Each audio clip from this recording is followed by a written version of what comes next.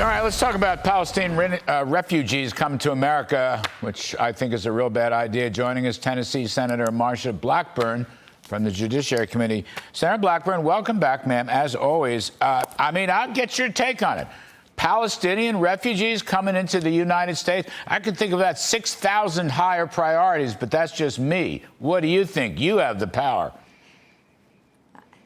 I agree with you. Let's start with getting the Americans that are held hostage, getting them freed.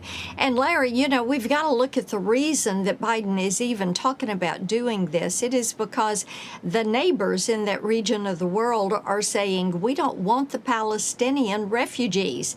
These are people that elected Hamas as their government.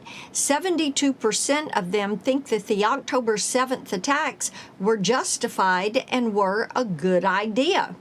So, of course, people in the neighborhood don't want them, and why Joe Biden thinks he can vet these people 6,000 miles away when he cannot even vet people that are coming to our southern border. We have had 75 terrorists since the first of this fiscal year, nearly 400 on his watch. We have had tens of thousands of people from countries of interest. They are not coming here to get a job. They do not wish us well. And this is another thing. I was so pleased Joni Ernst led 34 of us in a letter to the administration, basically saying, what are you doing? What is the justification? What is this going to cause? Where are these people going to go? How are you planning to implement this? Because, as usual, with this administration, no one has any detail and no one has been given any information. I mean, Senator, it just sort of raises the question all over again. Why can't we just close the border? I mean, instead of thinking about Palestinians, Gazans, terrorists, and the rest of it you described, and I myself talked to Senator Ernst earlier this week by telephone. I mean, can we put our foot down? He has executive authority. You and I have talked about this any number of times. I know it's an important issue for you. I don't want to be talking about new groups coming in. I would like to be talking about no new groups coming in. And in fact, ma'am, illegals going back.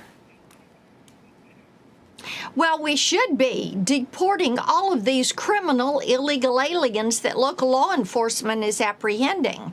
And I have the CLEAR Act that would require ICE to come pick up these people when local law enforcement apprehends somebody. They get them on traffic stops, DUIs, fender benders, smash and grabs, and ICE will not pick them up and deport them. So an open border is the policy of this administration, and they are pushing it to the limits with these refugees. And Larry, when they parole people into this country, and as you know, that's a special status. It is rarely used. Trump and Obama each did about 5,000 a year. Joe Biden did 800,000 in 2022. In 23, he did 1.2 million. We don't know how many he has done this year already, but they get benefits, they get work permits, they're going to be moving into these blue cities, they're going to try to give them driver's license, they're going to try to register them to vote and have them count in the 2030 census. What is back to the American hostage story. Joni Ernst was telling me she was going to the Middle East to do some more work on that. We don't know who's alive and who's not alive. I mean, there were 5. The number originally was 5. That may not be the case anymore. Senator Ernst mentioned to me, I'm just going to say a lower number, but based on information that may not be correct.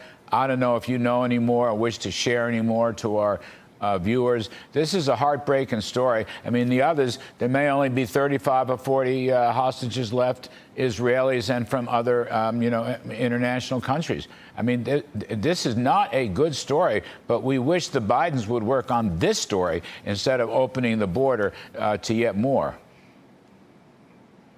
Oh, absolutely. And It is devastating when you meet with these families and they cannot get information. They do not know the condition of their loved one, and you just want to wrap your arms around them and cry with them because it is so devastating. And this administration does not seem to be taking steps that are going to get these hostages freed, but yet they want to send in aid to Gaza. And of course, who ends up with that aid? It is Hamas that ends up with that aid, with the medicine, the food, the fuel. And then who are they fighting? They are fighting the Israelis. And you know, we would like to get those hostages. We do not want to be receiving refugees who cannot be properly vetted. And as I said, that open border, people from countries of interest. Larry, it is time for the safety and security of the American people to be put first. Wow. And right now we have an administration that puts it last. And people are looking at crime in the streets, gangs that are coming across that southern border. They're looking at chaos on the college campuses. They're concerned about the safety in their neighborhoods, of their kids at school. They're concerned about who is actually fomenting all of this uprising and this chaos. They're disturbed when they hear about the Foundation for Freedom of Palestine and the connections of that and other groups to Hamas and these terrorist organizations.